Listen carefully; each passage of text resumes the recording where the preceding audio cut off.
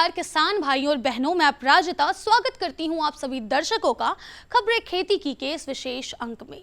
आज के इस विशेष अंक में हम जानेंगे खेत की उर्वरता पहचानने का आसान तरीका, उन्नत अनार की किस्में, पानी बचाने वाली नई सिंचाई तकनीक, जैविक खेती की सफलता की कहानी और नेफिक स्प्रे मशीन से सही उपयोग के बारे में। इसके साथ ही हम जानेंगे मंडी के ताजा भाव और मौसम का हाल।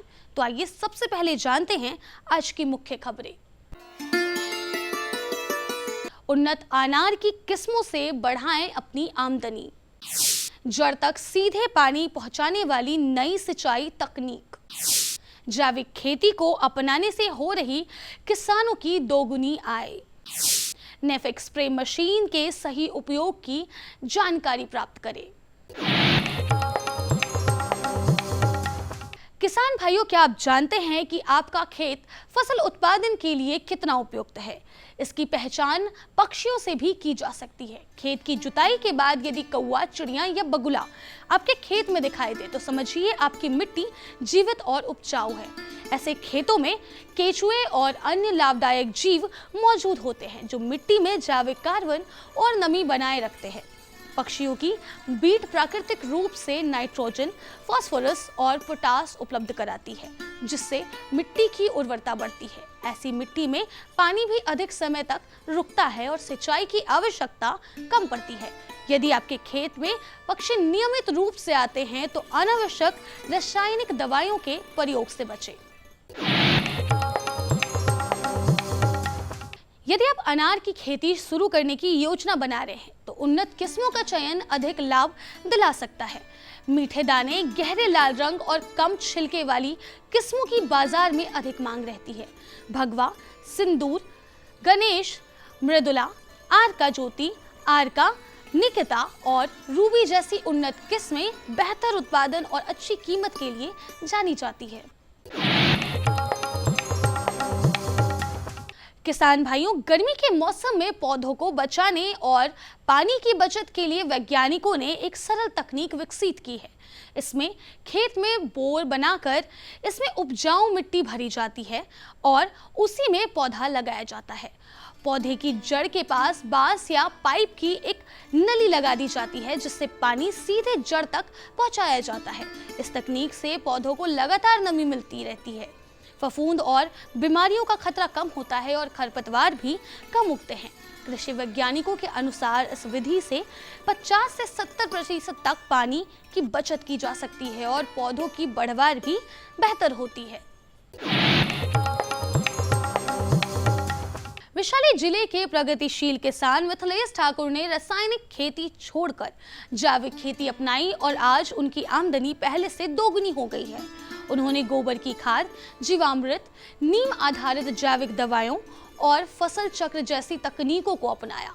शुरुआत में कुछ कठिनाइयां आई, लेकिन धीरे धीरे मिट्टी की गुणवत्ता सुधरी, उत्पादन बढ़ा और बाजार में उनकी उपज को बेहतर कीमत मिलने लगी। आज वे दूसरे किसानों के लिए भी प्रेरणा बने हुए हैं। खेती सर हम कर रहे हैं, बैगन रोपे हुए हैं, भिंडी रोपे हुए हैं, घिवरा, कद्दू सबका खेती हम लोग करते हैं। और जिसमें जो है कि हम लोग पूंजी लगाते हैं 1 लाख से 1.5 लाख। आ गया तो ठीक है और नहीं तो चला गया तो चला गया। और हम लोग जो है कि मैंने अथी से सीख करके आए थे, उसमें से और हम लोग का खेती कर रहे हैं ढंग से, उसमें मुनाफा हो रहा है, हम लोग खुश हैं। आज का कृषि उपकरण है नेफिक स्प्रे मशीन। इसका उपयोग कीटनाशक, खरपतवार नाशक, फफूंदनाशक और तरल खाद के छिड़काव के लिए किया जाता है। ये हाथ से चलने वाली और बैटरी से चलने वाली दोनों प्रकार में उपलब्ध है।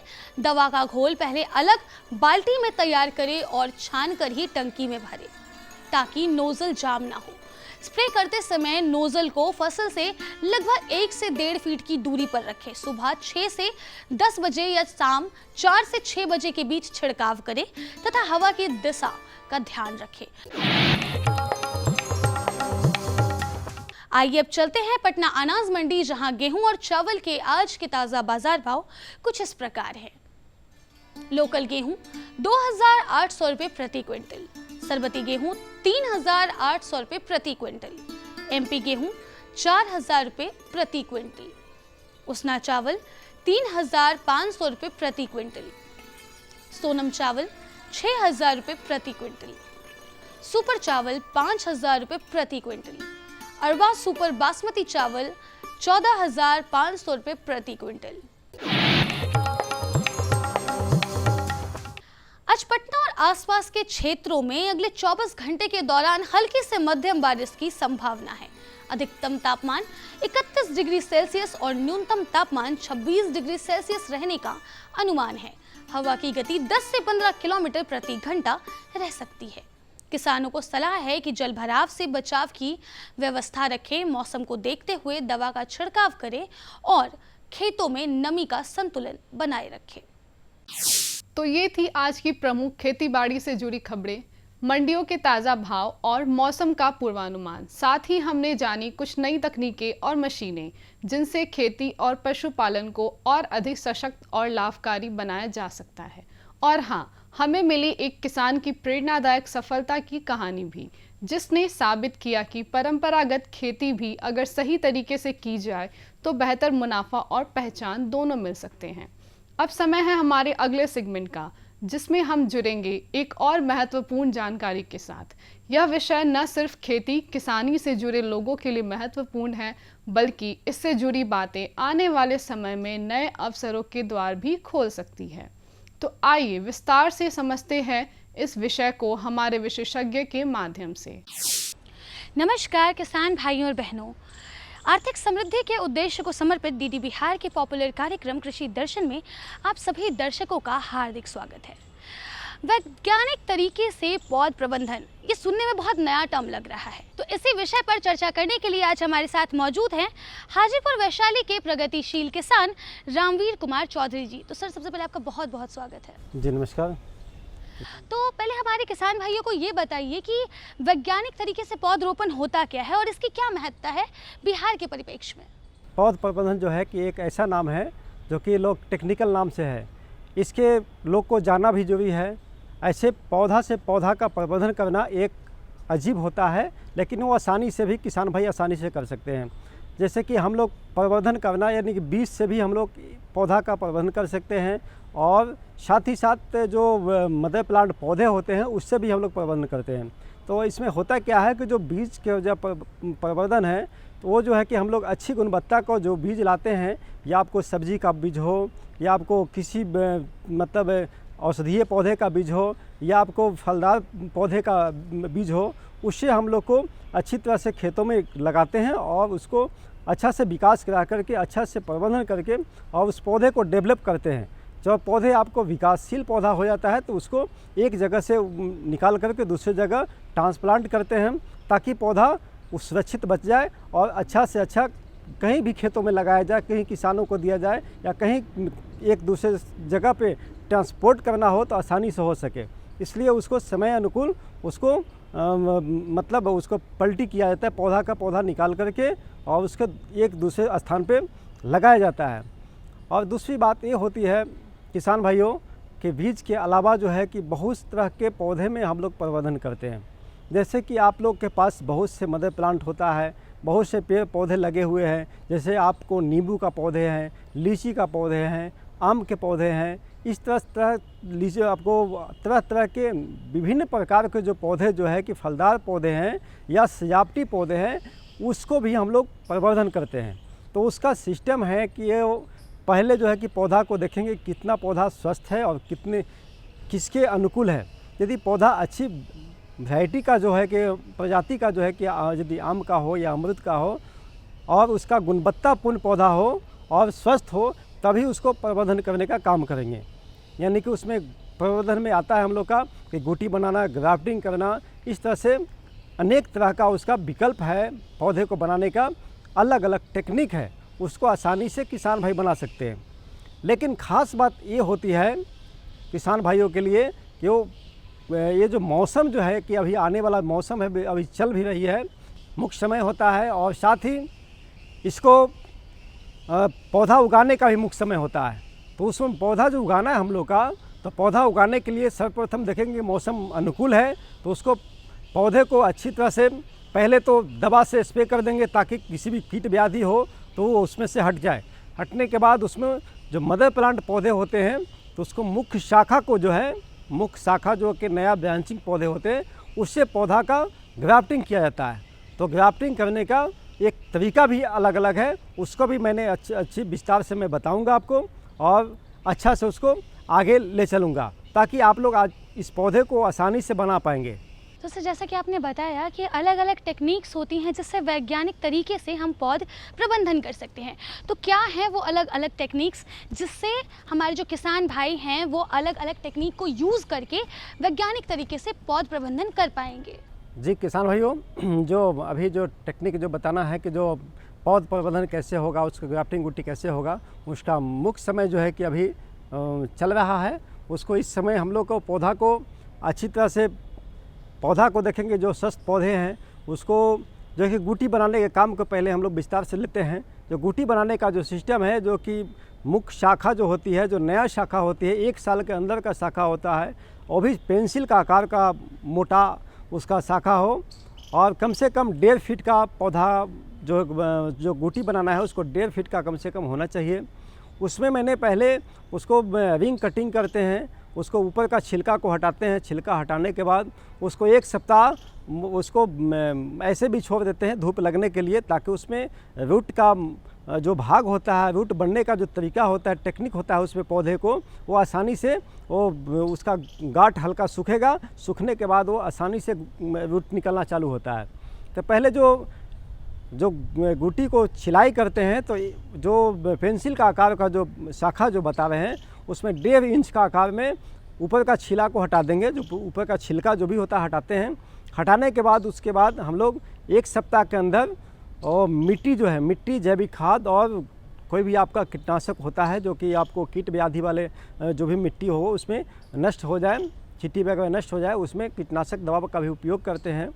उसके लिए अच्छी तरह से मिट्टी तीनों को मिलाते हैं और मिलाने के बाद और मिट्टी को पूरा से मतलब मिट्टी को गूँथते हैं। जैसे हम लोग आटा जो होता है ना, आटा गूँथते हैं, उस तरह से मिट्टी को मिलाना होता है। और मिट्टी मिलाने के बाद जो है कि जिस तरह से आटा बन गया है, उसके बाद हम लोग रोटी बनाने के पहले जो एक छोटा सा 100 ग्राम का एक लोइया जो काटते हैं, उस तरह का हम लोग इस जो गुटी बनाने का है उसमें भी 100 ग्राम के आसपास का मिट्टी होता है, उसमें गोलाकार करके और जो कटे भाग जो होते हैं हम लोग का गुटी बनाने का, जो 1.5 इंच का छिलाई करते हैं, उस जगह पे हम लोग मिट्टी को अच्छी तरह से ढक देते हैं। कटे भाग को ढकने के बाद पॉलीथीन से उसको चारों दिशा से अच्छी तरह से पैक करके और सुतली के सहारे अच्छी तरह से टाइट से बांधते हैं ताकि उसमें एयर हवा नहीं जाए और नहीं। उसके बाद मौसम के अनुकूल वो लगभग 30 से 45 दिन के अंदर उसमें रूट निकलना चालू हो जाता है। रूट जब निकल जाती है उस गांठ से, तो रूट निकलता है तो जब रूट निकलता है उसके बाद जाके लगभग 1 सप्ताह बाद जो है कि छोटा छोटा पतला रूट निकलना स्टार्टिंग होती है। वो जब अच्छी तरह से रूट से भर जाती है जो गुटी, तब उसको कटिंग करके कोई छायादार जगह पे हम लोग लगाते हैं। और छायादार जगह पे लगाने के बाद वो पौधा पे थोड़ा सा पानी का स्प्रे करेंगे, उसका अच्छा मौसम देंगे, वो अच्छा तरह से पौधा सक्सेसफुल हो जाएगा। और जब पौधा सक्सेसफुल होने के बाद 1 महीने के बाद उसको कहीं भी खेत में लगाते हैं, धूप जगह पे लगाते हैं, तो पौधा अच्छा सर्वाइव करता है और अच्छा गुणवत्तापूर्ण पौधे होते हैं। उसी तरह जो है कि आपको आम में आते हैं, लेयरिंग करने की बात है, इनारसी करने की बात है, उस सिस्टम से भी आपको कलम तैयार करते हैं। तो कलमी विधि और में फ़ायदे हम लोग का क्या है कि ऐसे तो पौधे बहुत पहले चलते थे कि पौधे लगा दिए और फल लगेगा, कभी भी फल लग जाएगा। लेकिन उसमें अभी का समय जो आ गया है, अभी का जो मौसम चल रहा है, अभी का समय जो आ गया है कि जो बढ़ती जनसंख्या को देख करके लोग चाहते हैं कि कम समय में हम लोग को ज़्यादा मुनाफा मिले। तो कम समय में ज़्यादा मुनाफा के लिए सबसे अच्छा है कि कलमी पौधा लगाएं और स्वस्थ पौधे लगाएं, ताकि वो पौधा कम समय, आपको 1-2 साल में पौधा फलने स्टार्टिंग होगा और फ्रूट अच्छा आने लगेगा। तो इस तरह से बहुत से पौधे हैं, आपको हाइब्रिड पौधे का चयन करें। वो हाइब्रिड पौधे लगाते हैं कि उसका फ़ायदा ये है किसान भाई को और आम लोगों को ऐसे भी है कि लोग चाहते हैं कि अपना छत पे भी आपका बागवानी करें, तो उनके लिए हाइब्रिड तरह के जो पौधे हैं, संकर किस्म का जो पौधे आते हैं, उस पौधे को भी लगा सकते हैं। तो सर आपका बहुत बहुत धन्यवाद कि आपने हमारे किसानों को इतनी अच्छी जानकारी दी वैज्ञानिक तरीके से पौधरोपण पर। तो आशा करती हूँ कि हमारे किसान भाई द्वारा दी गई जानकारी आप सभी के लिए उपयोगी साबित होगी। इसी के साथ मैं आपकी एंकर लेती हूँ विदा और मिलते हैं एक अगले एपिसोड में एक नए विषय और एक नए विशेषज्ञ के साथ। तब तक के लिए बने रहिए डीडी बिहार के पॉपुलर कार्यक्रम कृषि दर्शन में। विशेषज्ञ से मिली ये उपयोगी जानकारियाँ निश्चित रूप से आपके लिए लाभकारी सिद्ध होंगी। अब समय है एक छोटे से विराम का। आप कहीं जाइएगा मत, क्योंकि ब्रेक के बाद हम लौटेंगे और भी रोचक और उपयोगी जानकारी के साथ। बने रहिए हमारे साथ कृषि दर्शन में। हर जोखिम से निकल कर फसल आए, सुरक्षित हो जाए। फसल बीमा से हर किसान अब आत्मनिर्भर हो जाए। अब सूखा पड़े या बाढ़ आ जाए, कोई डर नहीं। अब ओले पड़े या कीट पतंगे फसल खा जाए, कोई फिक्र नहीं। अब कैसी भी आपदा हमारी फसल पे आ जाए, क्षति होने पर हमारे दावों का उचित भुगतान मिलता है, क्योंकि हमने लिया है प्रधानमंत्री फसल बीमा। बुआई से फसल कटाई तक हर जोखिम का दावा, न्यूनतम प्रीमियम पर अधिकतम भुगतान का वादा। योजना से हर साल जुड़ रहे हैं 5 करोड़ से ज्यादा किसान। अब आपकी है बारी। नजदीकी कृषि कार्यालय, सहकारी समिति, बैंक शाखा, अधिकृत बीमा कंपनी या जन सेवा केंद्र में स्वेच्छा से करा सकते हैं पंजीकरण। फसल बीमा पोर्टल या फसल बीमा ऐप द्वारा भी किया जा सकता है पंजीकरण। प्रधानमंत्री फसल बीमा योजना, आपकी फसलों का संपूर्ण सुरक्षा कवच। कृषि एवं किसान कल्याण मंत्रालय, भारत सरकार। ब्रेक के बाद एक बार फिर से स्वागत है आपका हमारे खास कार्यक्रम कृषि दर्शन में। अब पेश है हमारा अगला सेगमेंट, एक संक्षिप्त लेकिन ज्ञानवर्धक फीचर फिल्म, जिसमें हम देखेंगे खेती से जुड़ी महत्वपूर्ण विषय पर एक रोचक प्रस्तुति। तो आइए देखते हैं आज की यह विशेष फिल्म। ये है नया बदलता भारत, जहां कृषि को मिल रही है तकनीक की ताकत। आज युवा किसानों की आधुनिक दृष्टिकोण और नवाचार कृषि में नई उम्मीदें जगा रहे हैं। आधुनिक कृषि की ये नई तस्वीर खेती को प्रभावशाली और सुसंगत व्यवसाय बना रही है। कृषि के पुराने तरीकों से कीट, रोग और मौसम में उतार चढ़ाव जैसी समस्याओं का समाधान संभव नहीं है। इस बात को समझते हुए माननीय प्रधानमंत्री श्री नरेंद्र मोदी जी ने कृषि को भी धीरे धीरे हाईटेक बनाने की पहल की है। ड्रोन टेक्नोलॉजी हमारे कृषि सेक्टर को दूसरे लेवल पर ले जाने वाली है। किस जमीन पर कितनी और कौन सी खाद डालनी है, मिट्टी में किस चीज की कमी है, कितनी सिंचाई करनी है, ये भी हमारे यहाँ अंदाजे से होता रहा है। ये कम पैदावार और फसल बर्बाद होने का बड़ा कारण रहा है। लेकिन स्मार्ट टेक्नोलॉजी आधारित ड्रोन यहाँ भी बहुत काम आ सकते हैं। प्रधानमंत्री जी के दूरदर्शी नेतृत्व में केंद्रीय कृषि एवं किसान कल्याण मंत्रालय बड़ी तेजी से किसानों को टेक्नोलॉजी से जोड़ रही है। सरकार कृषि कार्यों के लिए ड्रोन के उपयोग को प्रोत्साहित कर रही है। किसान ड्रोन कृषि उद्योग में क्रांति ला रहा है। यह तकनीक भारतीय कृषि समुदाय का भविष्य है। ड्रोन का प्रयोग पारंपरिक खेती के तरीकों को बदल रहा है। ड्रोन एक आधुनिक तकनीक एक नई आई है, जिससे हमें उससे बहुत फ़ायदा हो रहा है। जो दवाई डाल देते हैं ड्रोन में उड़ के स्प्रे करती है जैसे, और दवाई भी छिड़कती है, हम बचाव होता है, शरीर का बचाव होता है, उससे बहुत सारे फ़ायदे हैं। पहले हम स्प्रे करते थे मशीन में 100 लीटर पानी 200 लीटर पानी में 1 किलो स्प्रे होती थी। अब उसमें 10 लीटर पानी में 1 किलो स्प्रे होती है। अत्याधुनिक तकनीक, हाई रेजोल्यूशन कैमरों और उन्नत सेंसर से लैस किसान ड्रोन भारतीय कृषि क्षेत्र की काया पलट करने की क्षमता रखता है। कीटनाशकों और उर्वरकों का छिड़काव, हवाई निगरानी, फसल और मृदा स्वास्थ्य की निगरानी, बीजारोपण, क्षतिग्रस्त फसलों का आकलन और फसल बीमा के दावों का तेजी से निपटान के अलावा फसलों के स्वास्थ्य संबंधी रियल टाइम जानकारी दे सकता है। यह कीटों, बीमारियों और पोषक तत्वों की कमी की पहचान कर सकता है। इसकी मदद से समय रहते किसान अपनी फसलों की सुरक्षा के उपाय कर सकते हैं। इससे सबसे बड़ा फायदा है कि आप इसमें दवाई डाल के और इसको भर के छोड़ देंगे, पूरे खेत में करके वापस वहीं आ जाएगा आप जैसे खेत में नहा धोकर गए थे वैसे के वैसे वापस आओगे। साथ ही किसान ड्रोन का प्रयोग स्वामित्व योजना के अंतर्गत भूमि अभिलेखों के डिजिटलाइजेशन और पशुधन ट्रैकिंग के लिए भी किया जा सकेगा। वैसे तो किसान ड्रोन आज देश की जरूरत है, पर ड्रोन चलाने के लिए प्रशिक्षित ऑपरेटर्स की कमी, ड्रोन के रखरखाव की चुनौती और ड्रोन चलाने के लिए जरूरी सुरक्षा निर्देशों की जानकारी की कमी जैसी कुछ समस्याएं अभी भी बनी हुई हैं। इन समस्याओं के निदान के लिए केंद्रीय कृषि और किसान कल्याण मंत्रालय ने कई पहल किए हैं, जिनमें नीतिगत परिवर्तन भी शामिल हैं। कृषि मंत्रालय द्वारा कृषि संस्थानों को 10 लाख तक का अनुदान, व्यक्तिगत किसानों की सहकारी समितियों जैसे CHC और FPO को भी ड्रोन की खरीद के लिए वित्तीय सहायता मिलती है।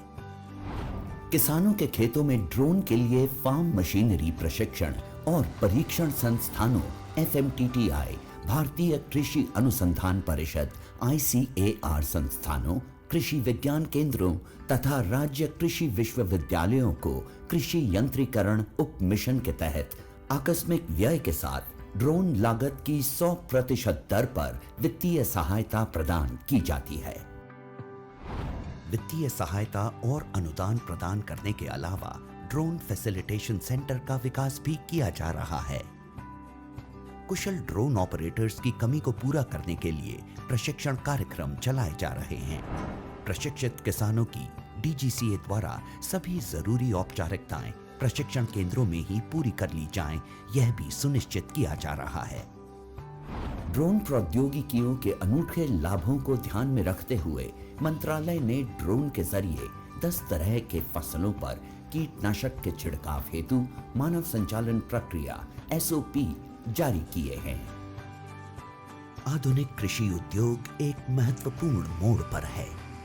कल तक जो किसान संसाधन के अभाव में मजबूर था, वो अब तकनीक की ताकत से मजबूत हो रहा है। नए भारत की नई तस्वीर गढ़ रहा है। तो दर्शकों, यही था कृषि दर्शन का आज का अंक, जहां हमने जानी खेती से जुड़ी अहम खबरें, मिले विशेषज्ञ की सलाह, देखी आधुनिक तकनीक और उपकरणों की जानकारी और सुनी एक प्रेरणादायक सफलता की कहानी।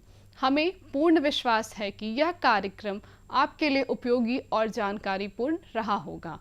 हम फिर हाजिर होंगे ऐसे ही और भी रोचक और ज्ञानवर्धक विषयों के साथ। तब तक आप स्वस्थ रहें, खुशहाल रहें और खेती के क्षेत्र में लगातार आगे बढ़ते रहें। नमस्कार। हमारा पता है कृषि दर्शन, कमरा नंबर 203, द्वारा केंद्र निदेशक, दूरदर्शन केंद्र पटना, फ्रेजर रोड, पटना। आप हमसे ईमेल के माध्यम से भी संपर्क कर सकते हैं। हमारा ईमेल है directorddkpatna@gmail.com या kddkpatna@gmail.com।